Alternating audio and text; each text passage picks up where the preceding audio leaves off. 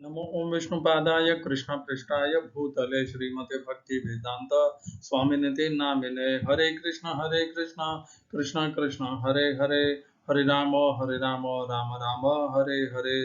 श्रील ऐसी भक्ति वेदांत स्वामी प्रभुपाद की जय। आचार्य महात्मा गांधी जी की जय।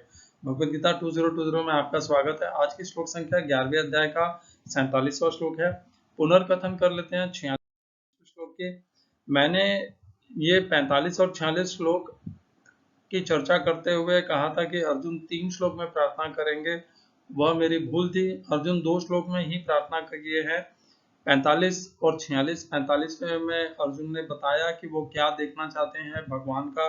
तेनैव रूपेण कि आपका वह देव रूपम, आपका देव रूप मुझे प्रसिद्ध देवेश जगन निवास, आपका देव रूप दिखाइए, प्रसन्न हो जाइए मुझ पर, हे देवताओं के ईश्वर, हे जगह के आश्रय। और इस रूप में, इस श्लोक में 11वें अध्याय के 46वें श्लोक में अर्जुन ने जो वह रूप देखना चाहते हैं उसका विस्तार से वर्णन किया कि मुकुट धारण किए हुए, गदा धारण किए हुए और चक्र को हाथों में धारण किए हुए इस प्रकार के आपके रूप को किरीटिनम गदिनम चक्रहस्तम इच्छामि द्वाम द्रष्टुमहं तथैव तेनैव रूपेण चतुर्भुजेन सहस्रबाहो भव विश्वमूर्ते। इस आपके इस रूप को, उस रूप को, इस नहीं उस रूप को मैं देखना चाहता हूँ, उस रूप को जिसमें चतुर्भुज होते हैं। हे विश्वमूर्ति, हे विश्वरूप, हे सहस्त्र भुजाओं वाले, मुझे आपका वह चतुर्भुज रूप दिखलाइए। इस प्रकार अर्जुन ने भगवान से प्रार्थना की। इन 2 श्लोकों में अर्जुन ने जो प्रार्थना की, अब आज की श्लोक संख्या में भगवान उसका उत्तर देंगे कि भगवान अर्जुन के द्वारा चतुर्भुज रूप दिखाने को स्वीकार करते हैं या नहीं करते हैं। तो ऐसा बहुत सी गीता के अनुवादों में ऐसा बताया गया है कि जब भगवान ने विश्व रूप दिखाना प्रारंभ किया तो पहले भगवान चतुर्भुज रूप में प्रकट हुए, चतुर्भुज रूप से फिर वो विश्व रूप में परिवर्तित हुए और विश्व रूप से काल रूप में और काल रूप से पुनः चतुर्भुज रूप में परिवर्तित हुए। परंतु जब हम ध्यान से 11वें अध्याय के 15वें और 16वें श्लोक को देखते हैं तो वहां पर हमें 13वें 14वें से श्लोक से देखना शुरू करते हैं तो वहीं से हमें पता चल जाता है कि जैसे ही भगवान ने अपना रूप दिखलाना शुरू किया वैसे ही संजय तुरंत बता देते हैं। संजय कहते हैं 11वें अध्याय, संजय 11वें अध्याय के 9वें श्लोक में ही बोल देते हैं, जैसे ही भगवान दिखाना प्रारंभ करते हैं अपना विश्व रूप, उसके पहले तो यह भी पता नहीं होता है कि भगवान विश्व रूप दिखाने वाले हैं। संजय पर उस रूप का वर्णन प्रारंभ कर देता है। एवं मुक्त्वा ततो राजन महायोगेश्वरो हरिहि दर्शयामास पार्थाय परमं रूपम ऐश्वरम अनेक वक्त्र नयनम। देखिए वहां से ही शुरू हो गया है। अनेक वक्त्र नयनम अनेकाद्भुत दर्शनम अनेक दिव्याभरणम दिव्यानेकोद्यतायुधम दिव्यमालंबरधरम दिव्य गंधानुलेपनम सर्वाश्चर्यमयम देवम अनंतम विश्वतोमुखम। तो संजय ऐसा नहीं कहते कि पहले भगवान ने अपना चतुर्भुज रूप दिखाया और फिर नहीं, संजय सीधा सीधा बता रहे हैं कि जैसे ही महायोगेश्वर हरि भगवान श्री कृष्ण ने अपना रूप दिखाया तो उसमें अनेक वक्त्र, अनेक नयन, अनेक वक्त्र नयनम अनेकाद्भुत दर्शनम, सब अनेक अनेक थे। वहीं से विश्वरूप ही प्रारंभ हुआ है। तो यह मान लेना और इसका यह अर्थ लगा लेना तो अपने अपना मंतव्य इसमें बीच में इसके मध्य में घुसाने जैसी बात हो जाएगी। ना तो भगवत गीता में भगवान ने कहा है अपने श्लोकों में, ना अर्जुन ने कहा है और ना संजय ने ही कहा है कि पहले भगवान ने चतुर्भुज दिखाया। अर्जुन संजय जो इस क्षमा करिएगा, संजय जो इस पूरे गीता के भाष्य को या इस महाभारत के युद्ध को देखने वाले साक्ष्य हैं, उन्होंने स्वयं स्वीकार किया है अनेक वक्त्र नयनम, वहां से ही प्रारंभ हुआ है। अनेकों वक्त्र, अनेकों मुख, नयनम अनेकों आंखें, अनेकाद्भुत दर्शनम अनेक अद्भुत दर्शनम, दिव्य माल्यम दिव्याभरणम दिव्य आभूषण, दिव्यानेकोद्यताय और दिव्य ही आयुध, दिव्य मालांबरधरम दिव्य गंधानुलेपनम सर्वाश्चर्यमयम देवम अनंतम विश्वतो मुखम। सीधा विश्व के मुख के जैसा अनंत रूप प्रकट हुआ। तो यह मान लेना कि प्रारंभ में भगवान ने चतुर्भुज रूप दिखाया और वहां से वे विश्व रूप में परिवर्तित हुए, यह अपना मंतव्य, अपना विचार भगवत गीता में घुसाने के बराबर है। यह इतना महत्वपूर्ण नहीं है, बस ये जो क्रिया है कि अपना मंतव्य इसमें घुसा देना, यह क्रिया उचित नहीं है। व्यक्ति को जो भगवान कृष्ण ने भगवत गीता में कहा या संजय ने कहा, अर्जुन ने कहा, उसे शत उसी प्रकार से स्वीकार करना चाहिए, अपना उसमें कुछ डालना नहीं चाहिए, तभी वह Bhagavad Gita as it is कही जा सकती है। तो आज के श्लोक में भगवान बता रहे हैं, देखिए अर्जुन ने अब प्रार्थना की है कि मुझे वह आपका 46वें किरीटनम चतुर्भुज वाला रूप दिखाइए। हो सकता है कि कुछ गुरु या मुनियों ने इस 11वें अध्याय के 46वें श्लोक को आधार बना लिया हो कि अर्जुन ने इसमें जैसे कहा आपके उस रूप को पुनः दिखाइए, चतुर्भुज रूप को दिखलाइए। तो उस रूप का अर्थ यहाँ पर यह नहीं है कि वह रूप अभी विश्व रूप के तुरंत पहले ही आया था, ऐसा नहीं है।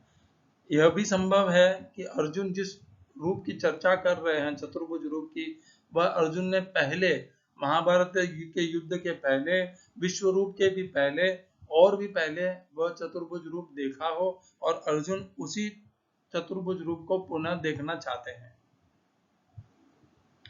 तो अर्जुन ने उस चतुर्भुज रूप को देखने की प्रार्थना भगवान से की। अब उसका उत्तर आज भगवान दे रहे हैं। श्री भगवान उवाच मया प्रसन्नेन तवार्जुनेदं रूपं परमं दर्शितमात्मयोगात् तेजोमयं विश्वम् अनंतमाद्यं यन्मे त्वदन्येन न दृष्टपूर्वम्। हिंदी अनुवाद गीता यथारूप श्रील प्रभुपाद। भगवान ने कहा, हे अर्जुन, मैंने प्रसन्न होकर अपनी अंतरंगा शक्ति के बल पर तुम्हें इस संसार में अपने इस परम विश्वरूप का दर्शन कराया है। इसके पूर्व अन्य किसी ने इस असीम तथा तेजोमय आदि रूप को कभी नहीं देखा था। English translation, Gita as it is, Swami Prabhupada. The blessed Lord said, my dear Arjuna, happily do I show you this universal form within the material world by my internal potency. No one before you has ever seen this unlimited and glaringly effulgent form. इस श्लोक में प्रयोग किए गए संस्कृतों के अर्थ हैं।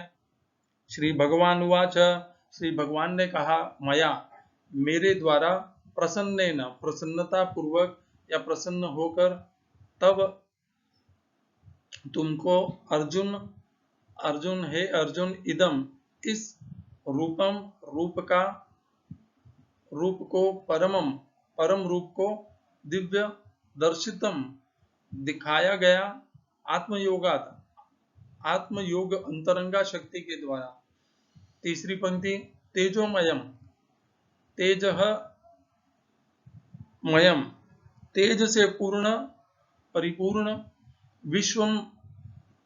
विश्व का, समग्र ब्रह्मांड को, अनंतम असीम, आदि अर्थात समस्त विश्व का अनंत आदि तो है ही, परंतु अनंत भी है साथ में। यत, जो, मैं, मेरा, त्वत, अनन्येन, तुम्हारे द्वारा, अतिरिक्त, न, कभी नहीं, दृष्टपूर्वम, पहले देखा गया है। इस श्लोक का तात्पर्य गीता यथारूप स्वामी प्रभुपाद के द्वारा।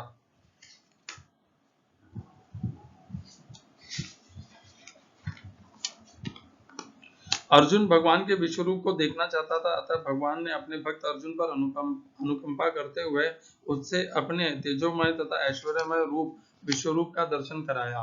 यह रूप सूर्य की भांति चमक रहा था और इसके मुख निरंतर परिवर्तित हो रहे थे। कृष्ण ने यह रूप अर्जुन को की इच्छा को शांत करने के लिए ही दिखलाया। यह रूप कृष्ण की उस अंतरंगा शक्ति द्वारा प्रकट हुआ जो मानव कल्पना से परे है। अर्जुन से पूर्व भगवान के इस विश्वरूप का किसी ने दर्शन नहीं किया था, किंतु जब अर्जुन को यह रूप दिखाया गया तो स्वर्गलोक तथा अन्य लोकों के भक्त भी इसे देख सके। उन्होंने इस रूप को पहले नहीं देखा था, केवल अर्जुन के कारण वे इसे देख पा रहे थे। दूसरे शब्दों में कृष्ण की कृपा से भगवान के सारे शिष्य भक्त उस विश्व रूप का दर्शन कर सके जिसे अर्जुन देख रहा था। किसी ने टीका की है कि जब कृष्ण संधि का प्रस्ताव लेकर दुर्योधन के पास गए थे तो उसे भी इसी रूप का दर्शन कराया गया था। दुर्भाग्यवश दुर्योधन ने शांति प्रस्ताव स्वीकार नहीं किया, किंतु कृष्ण ने उस समय अपने कुछ रूप दिखाए थे, किंतु वे रूप अर्जुन को दिखाए गए इस रूप से सर्वथा भिन्न थे। यह स्पष्ट कहा गया है कि इस रूप को पहले किसी ने भी नहीं देखा था। ओम अज्ञानतिमिरन्धस्य ज्ञानाञ्जनशलाकया चक्षुरुन्मिलितं येन तस्मै श्रीगुरुवे नमः। एकं छात्रं देवकीपुत्र गीतम् एको देवो देवकीपुत्र एव एको मन्त्रस्तस्य नामानि यानि कर्माप्येकं तस्य देवस्य सेवा। हरे कृष्णा। 45 और 46वें श्लोक में अर्जुन ने भगवान से प्रार्थना की, चतुर्भुज रूप देखने की इच्छा प्रकट की। भगवान ने पहले भी अर्जुन की इच्छा को आधार मान करके अर्जुन पर कृपा करके यहाँ तक पिछले 11वें अध्याय के 44वें श्लोक तक विश्वरूप और काल रूप का दर्शन करा दिया अर्जुन को। अब अर्जुन ने फिर से पुनः एक दूसरी इच्छा प्रकट कर दी।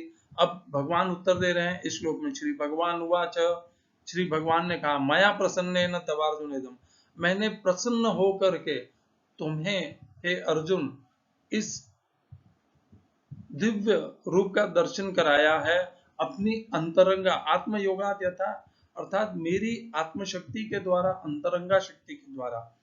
तो इसमें से कुछ महत्वपूर्ण बातें हैं जो हमें समझना है। पहला, भगवान ने ये कहा कि ये मैंने मेरी प्रसन्नता से दिखाया। अर्जुन ने प्रार्थना की, भगवान ने उस पर कृपा की, तो भगवान ने यहाँ पर कहा कि मेरी प्रसन्नता से मैंने ये तुम्हें दिखाया है। किस रूप की भगवान चर्चा कर रहे हैं? भगवान यहाँ पर चतुर्भुज रूप की बात नहीं कर रहे। यदि चतुर्भुज रूप की बात कर रहे होते तो भगवान कहते मैंने तो ये तुम्हें पहले ही दिखा दिया है। यदि हम उनकी बात का आधार माने जो इस विचारधारा के हैं कि विश्व रूप दिखाने के पहले ही भगवान ने चतुर्भुज रूप दिखाया था, प्रारंभ में भगवान चतुर्भुज रूप में प्रकट हुए और फिर विश्व रूप में परिवर्तित हुए, यदि इस विचारधारा को हम मानते हैं तो यहाँ पर भगवान कहते हैं अर्जुन को कि तुम जिस चतुर्भुज रूप को देखना चाहते हो वो तो मैं पहले ही दिखा चुका हूँ। परंतु भगवान यहाँ पर उस रूप चतुर्भुज रूप की बात नहीं कर रहे। भगवान बात कर रहे हैं अपनी अंतरंगा शक्ति के द्वारा उन्होंने जो विश्व रूप काल रूप का दर्शन कराया उसके लिए कह रहे हैं। तेजोमयम विश्वम अनंत माध्यम यन्मे तदन्येन न दृष्ट पूर्वम। तो देखिए चतुर्भुज रूप तो भगवान का अनेकों ने पहले देख रखा है, तो भगवान उसे तो ये कह नहीं सकते कि ये जो तुमने मेरा रूप देखा है वह पहले तुम्हारे सिवा और किसी ने नहीं देखा। तो निश्चय ही यहाँ पर भगवान जिस रूप के विषय में कह रहे हैं वह चतुर्भुज रूप के विषय में नहीं कह रहे, और भगवान अपने विश्व रूप और काल रूप के विषय में कह रहे हैं जो अति उग्र था। और भगवान ने उसे कहा ये अत्यंत तेजोमयी है और इस विश्व का अनंत आदि है, अर्थात यह विश्व और विश्व रूप एक दूसरे से संबंधित है और यह विश्व का आदि है। और भगवान ने स्पष्ट कर दिया कि इसके पहले भगवान ने यह विश्व रूप कभी किसी को भी दर्शन नहीं कराया, न तो किसी भक्त को, न महर्षि को, न देवताओं को, कभी किसी को भी दर्शन नहीं कराया। इसीलिए हमें हमारे समस्त शास्त्रों में कहीं भी इस विश्व रूप का हमें कोई वर्णन नहीं प्राप्त होता और केवल भगवद गीता के मध्य में ही इस विश्व रूप का हमें वर्णन विस्तार और भगवान की कृपा से यह प्राप्त होता है। क्यों? क्योंकि यह इतना विशेष है कि यह भगवद गीता जैसे उच्चम उत्तम शास्त्र में, उपनिषद में ही इसका आना उपयुक्त होगा, और यह स्वयं भगवान के मुख से ही इसके विषय में हम सुने तो वही ज्यादा उचित होगा। भगवान यदि हमें कोई और भगवान की चर्चा के मध्य में ही हम इसे सुने तो इसी से हमें भगवान के ऊपर विश्वास, दृढ़ता, हमारी श्रद्धा विकसित होगी। हम इसे किसी और ग्रंथ में, शास्त्र में, उपनिषद में पढ़ते सुनते या इसका वर्णन पाते तो हमारी भगवान श्री कृष्ण के प्रति श्रद्धा, विश्वास उतना दृढ़ नहीं होता जितना हमारा उनके प्रति विश्वास और श्रद्धा भगवत गीता में इस विश्वरूप को प्राप्त दर्शन कर लेने के पश्चात होती है। तो यह विश्वरूप भगवत गीता के ही लिए ही उपयुक्त है और इसका यहाँ होना ही अनिवार्य है। दोनों ही बातें अत्यंत महत्वपूर्ण है। एक कि यह इसी के लिए उपयुक्त है और दूसरा इसका यहाँ होना अनिवार्य है ताकि भगवान श्री कृष्ण इस विश्व के आदि हैं, अनंत हैं, पूर्ण पुरुषोत्तम हैं और वही सब कुछ हैं। यह यहाँ पर भगवत गीता में बिना किसी संशय के, बिना कोई संदेह के यहाँ पर स्थापित हो सके, प्रमाणित हो सके और दृढ़ता से प्रत्येक मनुष्य भगवत गीता को जो उसका अध्ययन करता है वह उसे स्वीकार कर पाए और अपने जीवन में उसने जो जो भूल कर रखी है, वह जिसकी पूजा करता है वहां से वह अपने आप को परिवर्तित करके अपने जीवन को, अपनी भक्ति को, अपनी पूजा को, अपनी समस्त सत्कर्मों को भगवान श्री कृष्ण के प्रति मोड़ दे, दूसरे जगह से हटा करके भगवान श्री कृष्ण के प्रति मोड़ दे। यदि हमें ये पता अब चल ही गया है कि भगवान श्री कृष्ण ही इस विश्व के आदि हैं, विश्वेश्वर हैं, विश्व के ईश्वर हैं, तब अब और किसका हम इंतजार कर रहे हैं, हम और विलंब क्यों कर रहे हैं? हमें तुरंत इसी क्षण अपने मार्ग को परिवर्तित करना है। हम जिस की भी आज तक पूजा करते आए हैं, भक्ति करते आए हैं, वहां से हट करके हमें अपने मार्ग को सीधे सीधे भगवान श्री कृष्ण से संबंधित करना है। इस विश्व के आधार को, इस विश्व के पिता को, इस विश्व के पूर्ण पुरुषोत्तम से हमें अपना संबंध बनाना है और अपने राह को, अपने मार्ग को, अपने ज्ञान को सही दिशा देनी है। यही भगवत गीता का और यहाँ पर विश्वरूप का उद्देश्य है। तो भगवान ने कहा, ये मैंने अपनी अंतरंगा शक्ति से तुम्हें दिखाया और तेजोमय विश्व में, और ये तुम्हारे सिवा किसी और ने नहीं देखा। और प्रभुपाद ने बहुत अच्छा समझाया है कि यदि दुर्योधन की कौरव सभा में यदि भगवान ने जो अपना रूप दिखाया वह यदि विश्व रूप होता तो भगवान ने यहाँ पर यह नहीं कहा होता कि यह तेरे सिवा और किसी ने पहले कभी नहीं दिखा है। भगवान ने कौरव सभा में जो रूप दिखाया वह तो केवल अपने रूप का विस्तार था, विश्व रूप नहीं था। वह विराट था। विराट और विश्वरूप में अंतर होता है। विराट यानी विशाल, उनका वही चतुर्भुज विशाल रूप था, परंतु ये विराट की यहाँ पर इसीलिए विराट शब्द उपयुक्त नहीं है। यहाँ पर भगवान के इस रूप का एक ही नाम हो सकता है और वह विश्वरूप ही हो सकता है, क्योंकि इसमें समस्त विश्व का समावेश है। ये समस्त विश्व इसी रूप के भीतर दिखता है। तो यही इस श्लोक की समझ है और यह पहले कभी किसी ने नहीं देखा। द्वापर युग में पहली बार जैसे भगवान के अनेकों रूप हुए हैं, अनेकों बार भगवान ने अवतार लिए हैं। इस द्वापर युग में भगवत गीता के मध्य में भगवान ने विश्वरूप के माध्यम से अवतरित हो करके हमें इस विश्व के आधार का परिचय दिया है।